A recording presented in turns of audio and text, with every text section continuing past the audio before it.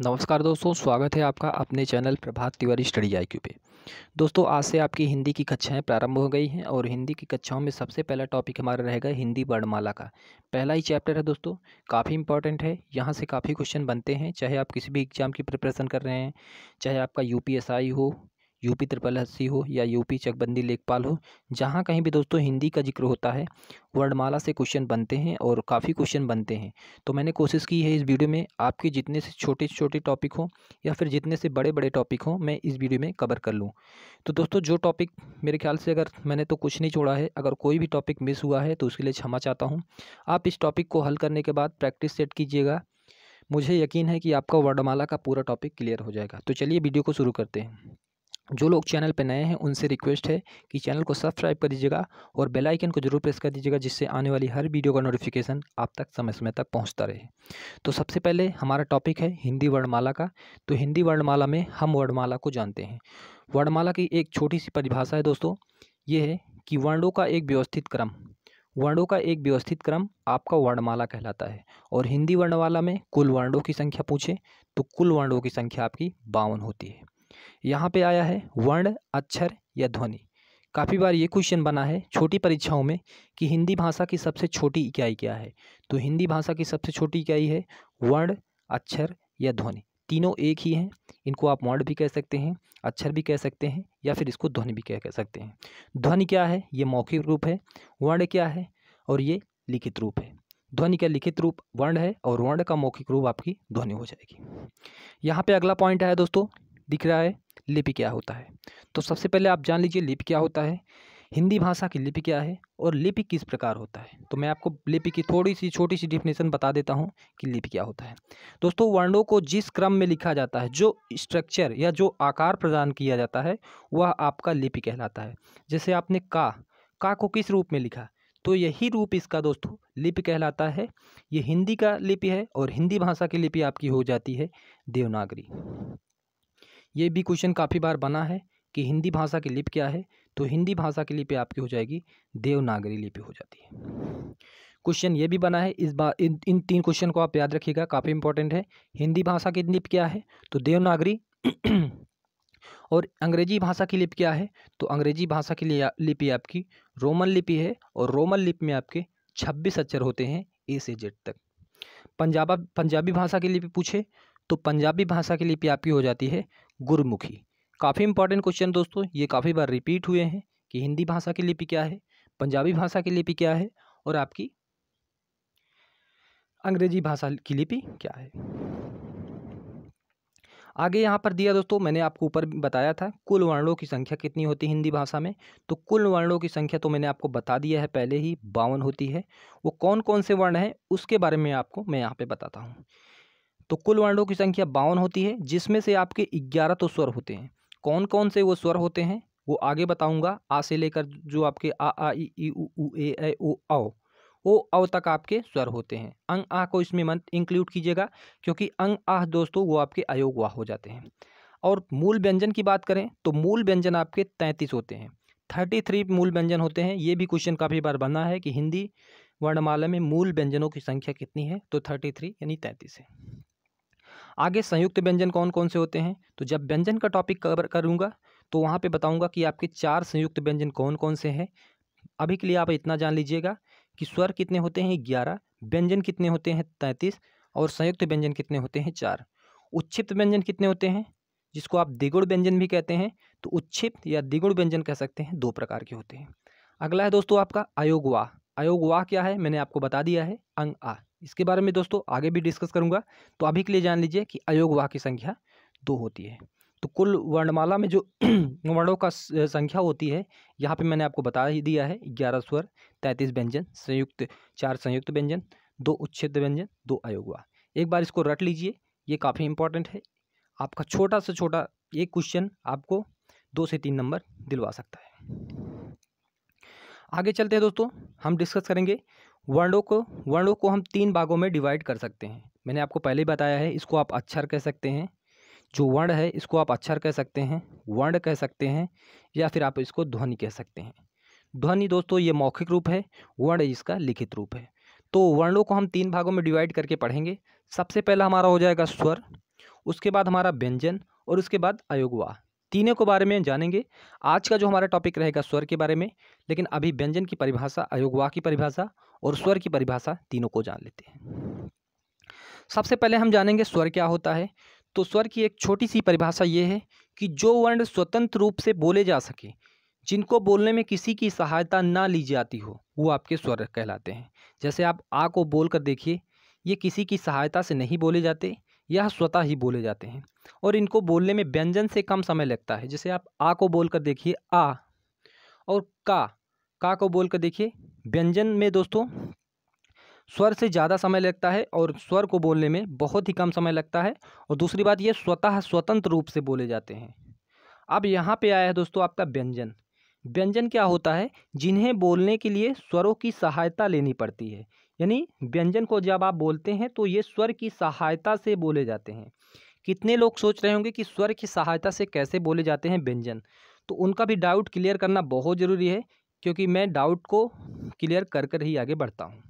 तो अब जैसे आपने का को लिखा, यहाँ पे आपने का लिखा, का व्यंजन ही है, जाहिर सी बात है, सभी लोग जानते हैं जो आपका का है ये व्यंजन है। तो इसमें क्या आपको पता है कि इसमें आ छुपा है? जितने भी व्यंजन हैं, चाहे का हो, खा हो, गा हो, घा हो, अंगा हो या फिर ज्ञा हो, सभी में आपके स्वर छिपे रहते हैं। तो का में क्या छुपा है? तो का में दोस्तों आपका आ, छोटा आ इसमें छिपा रहता है, क्योंकि जब हम छोटा आ को लगाते हैं तब हलंत लगाते हैं, और जैसे ही हलंत लगाते हैं तो आ हट जाता है और यहाँ पर आपका इस प्रकार आ जाता है। तो हमारा का किस चीज़ से मिलकर बना है? का और आ से मिलकर हमारा का बना है। तो यहाँ पे आपको दिख रहा है कि का को बोलने में हमें स्वर की सहायता लेनी पड़ रही है, इसलिए हमारे व्यंजन हो जाते हैं। उम्मीद है स्वर और व्यंजन का कॉन्सेप्ट आपको समझ में आ गया होगा। आगे चलते हैं दोस्तों। आगे हमारा जो एक टॉपिक है वो आपका अयोगवाह है। अयोगवाह के बारे में भी जान लीजिए। अयोगवाह क्या होता है? अयोगवाह, यह ना तो पूर्ण रूप से स्वर होते हैं और ना ही पूर्ण रूप से व्यंजन होते हैं, इसी को हम अयोगवाह कहते हैं। आप लोग बचपन से अंग और आह को स्वर में पढ़ रहे थे, लेकिन आप कंपटीशन एग्जाम की तैयारी कर रहे हैं तो इसमें अंग और आह को आप स्वर के रूप में नहीं पढ़ेंगे। बहुत पढ़ लिया आपने, हाई स्कूल तक या फिर इंटर तक आप लोगों ने पढ़ा होगा दोस्तों कि वर्णों की कुल संख्या 13 होती है। मैंने भी पढ़ा था वर्णों की कुल संख्या 13 होती है, लेकिन जैसे ही आप कंपटीशन एग्जाम में आ जाएंगे तो वर्णों की संख्या आपकी 11 हो जाएगी। और जो अंग आह को दोस्तों हम अलग रखते हैं और इसको हम अयोगवाह कहते हैं। ये ना तो पूर्ण रूप से स्वर होते हैं और ना ही पूर्ण रूप से व्यंजन होते हैं। अंग को हम एक रूप से एक नाम से और जानते हैं, जिसको हम अनुस्वार कहते हैं, और आह को हम विसर्ग कहते हैं। जहाँ भी दोस्तों आपको ये निशान मिलता है तो आप डायरेक्टली कह देते हैं कि ये विसर्ग का निशान है, इसीलिए अंग को हम अनुस्वार और आह को हम विसर्ग कहते हैं। उम्मीद है दोस्तों ये तीनों टॉपिक आपके स्वर, व्यंजन और अयोगवाह के क्लियर हो गए होंगे। चलते हैं दोस्तों, अब हम जो हमारा मेन मुद्दा रहेगा, आज का जो हमारा टॉपिक रहेगा वो स्वर के बारे में रहेगा। कल के जो हमारा टॉपिक रहेगा वो व्यंजन का, पार्ट 2 व्यंजन के बारे में डिस्कस करेंगे, और पार्ट 1 मैंने आपको बताया है स्वर के बारे में डिस्कस करेंगे। तो अभी तक तो मैंने यही बताया था कि हिंदी वर्णमाला में स्वरों की कुल संख्या 11 होती है। अभी तक ये नहीं बताया था कि वो स्वर कौन कौन से हैं। तो ये जान लीजिए, आपके जो स्वर 11 हैं, ये आपके स्वर 11 हैं, इनको आप गिन लीजिए, काउंट कर लीजिए, ये आपके 11 ही होंगे। छोटा आ, बड़ा, छोटी, बड़ी, छोटा ऊ, बड़ा ऊ, री, ए, ओ, औ। ये आपके 11 मूल स्वर होते हैं। अब कई प्रकार से स्वरों को कई प्रकार से देखा जाता है, कई प्रकार की संख्या निकाली जाती है, तो उन संख्या को जो आपके कंपटीशन एग्जाम में बनते हैं उसको भी आप ध्यान रखिएगा। स्वरों की संख्या दोस्तों लिखने के आधार पर, अगर कभी भी क्वेश्चन बने कि स्वरों की संख्या आपकी लिखने के आधार पर कितनी होती है, तो इसको आप जान लीजिए, लिखने के आधार पर हम स्वरों को 11 कह सकते हैं। लिखने पर दोस्तों हमारा जो स्वर की संख्या होती है वो 11 होती है। अगर ये पूछे स्वरों की कुल संख्या, तो स्वरों की कुल संख्या भी दोस्तों आपकी 11 ही होगी। यहाँ से दोस्तों ये कॉन्सेप्ट आपको समझ में आ गया होगा। अब आगे है दोस्तों अर्थ के आधार पर। अर्थ के आधार पर स्वरों की संख्या कितनी होती है? तो अर्थ के आधार पर जो आपकी स्वरों की संख्या होती है वो होती है 10 लोग। अब कुछ लोगों का दिमाग यहाँ पर थोड़ा सा फड़फड़ाएगा कि भैया स्वरों की संख्या तो 10 होती है, लेकिन अर्थ के आधार पर स्वरों की संख्या कैसे 10 हो गई? तो मैं उनको बता देना चाहता हूँ, ये जो आपका री होता है, री री की जब आप साउंड क्रिएट करेंगे, जब इसका अर्थ निकालेंगे तो ये व्यंजन का क्रिएट करता है, रा रा रा इस प्रकार दिखाता है। लेकिन ये दोस्तों आपका अर्थ के आधार पर अभी कभी भी आपके पूछे कि स्वरों की संख्या कितनी होती है, तो आपको बताना है 10 होती है। और इसका प्रयोग कहाँ पे होता है, ये जो री है इसका प्रयोग कहाँ होता है, जैसे आप कृपा लिखते हैं, कृपा कृपा लिखते हैं, तब ये दोस्तों आपका स्वर का प्रयोग होता है। कई लोग सोच रहे होंगे ये क्रम में कौन सा, आप लोग मुझे कमेंट बॉक्स में बताइएगा कि क्रम में आपका कौन सा स्वर, कौन सा ये रा है, स्वर वाला रा है या फिर आपका व्यंजन वाला रा है। और इसमें बताइएगा ये कौन सा रा है, कर्म। तीनों रा को हमको बताइएगा कमेंट करके। ये वाला मेरा बता दे रहा हूँ आपको, कर्म कर्म। इसमें आपको पहचानना क्या है, इसमें पहचानना ये है कि इसमें कौन सा स्वर वाला रा है, कृपा में स्वर वाला रा है कि कर्म वाल में स्वर वाला रा है कि क्रम में स्वर वाला रा है। इसका कमेंट बॉक्स में हमें कमेंट करके आंसर बताइएगा। अब आगे नीचे देखिएगा दोस्तों, नीचे उत्पत्ति के आधार पर स्वरों की संख्या कितनी होती है। उत्पत्ति के आधार पर स्वरों की संख्या आपकी 3 होती है। कौन कौन से होते हैं, ह्रस्व स्वर होते हैं, दीर्घ स्वर होते हैं, प्लुप्त स्वर क्या होते हैं, प्लुप्त स्वर होते हैं। इन तीनों के बारे में अगली स्लाइड पे हम डिस्कस करेंगे। ह्रस्व स्वर क्या है, दीर्घ स्वर क्या है, प्लुप्त स्वर क्या है और इनकी संख्या कितनी होती है। अब जिह्वा के आधार पर अगर कभी पूछे कि जीभ के आधार, जिह्वा मतलब जुबान जिसको कहते हैं, जीभ बोलने के आधार पर स्वरों की संख्या कितनी होती है, तो वो भी 3 प्रकार से होती है, अग्रस्वर, मध्य स्वर व पश्च स्वर। इन सब के बारे में आगे हम डिस्कस करेंगे प्रॉपर तरीके से।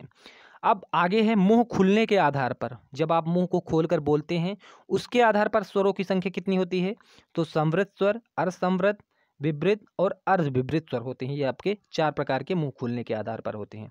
अगला है होठों के आधार पर स्वरों की संख्या, तो होठों के आधार पर स्वरों की संख्या 2 होती है, वृत्तमुखी और आवृत्तमुखी। ये दोस्तों आपका स्वर का छोटा सा कॉन्सेप्ट था, या फिर आप कह सकते हैं बड़ा सा कॉन्सेप्ट था, क्योंकि मैंने चीज़ें छोटी से छोटी चीज़ें लेकर बड़ी चीज़ों को कवर किया है। क्योंकि आप पुलिस की तैयारी नहीं कर रहे हैं, आप एसआई लेवल की एग्ज़ाम की तैयारी कर रहे हैं, तो यहाँ पे इन चीज़ों को आपको जानना बहुत ज़रूरी है। क्योंकि यूट्यूब पे इतनी सारी चीज़ों को अगर कोई भी दिखा दे तो बताना, बस थोड़ा छोटा छोटा टॉपिक दिखाते हैं और कोशिश करते हैं उसी में आपका व्यू आ जाए। लेकिन मेरा मतलब ये नहीं है कि व्यू आए, मेरा मतलब है कि कॉन्सेप्ट को क्लियर होना चाहिए। अब दोस्तों यहाँ पे देखिएगा स्वरों के प्रकार उत्पत्ति के आधार पर, अभी मैंने आपको बताया था, यहाँ पे देखिएगा मैंने बताया था कि इन सब के बारे में डिस्कस करेंगे, जो आपका उत्पत्ति के आधार पर, जिह्वा के आधार पर, मुंह खुलने के आधार पर, होठों के आधार पर, इन चारों का दोस्तों हम डिस्कस करेंगे। तो सबसे पहले हम डिस्कस करेंगे स्वरों के प्रकार। उत्पत्ति के आधार पर स्वरों के कितने प्रकार होते हैं, तो उत्पत्ति के आधार पर स्वरों की संख्या आपकी 3 होती है। एक तो आपके लघु स्वर होते हैं, एक दीर्घ स्वर होते हैं और एक आपके प्लुप्त स्वर होते हैं। तो सबसे पहले आप जान लीजिए कि आपके जो लघु स्वर होते हैं, लघु स्वरों की संख्या कितनी होती है। लघु स्वरों की संख्या कितनी होती है, लघु स्वरों की संख्या आपकी 4 होती है। अब कुछ लोगों की आत्मा थोड़ी सी फड़फड़ा रही होगी कि लघु स्वर कौन कौन से होते हैं, तो उनको भी जान लीजिएगा। यहाँ पे मैं लिख देता हूँ, छोटा आ, जो छोटे होते हैं, वैसे नाम से भी पता चल रहा है, छोटी ई, छोटा ऊ, और आपका दोस्तों यहाँ पे आ जाता है री। ये आपके हो जाते हैं आपके जो लघु स्वर होते हैं। लघु स्वरों की संख्या 4, यही आप इसको ध्यान रखिएगा, छोटा आ, छोटी ई, ऊ, री, ये आपके 4 लघु स्वर होते हैं।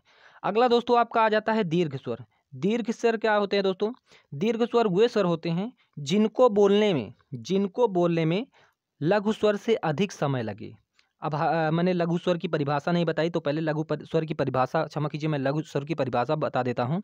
ऐसे स्वर जिनको बोलने में दीर्घ स्वर से कम समय लगे वो आपके लघु स्वर कहलाते हैं। जैसे आ, ई, ऊ, री, इनको बोल कर देखिएगा, बहुत थोड़ा सा समय लगेगा। अब दीर्घ स्वर क्या होते हैं, ऐसे स्वर जिनको बोलने में लघु स्वर से अधिक समय लगे। अब आप आ छोटा आ को बोलिए और उसके बाद बड़ा आ को बोलिएगा, बड़ा आ को बोलिए आ, इसको बोल के देखिएगा, छोटा आ से इसमें अधिक समय लग रहा है। तो दीर्घ स्वरों की संख्या कितनी होती है, तो 7 होती हैं।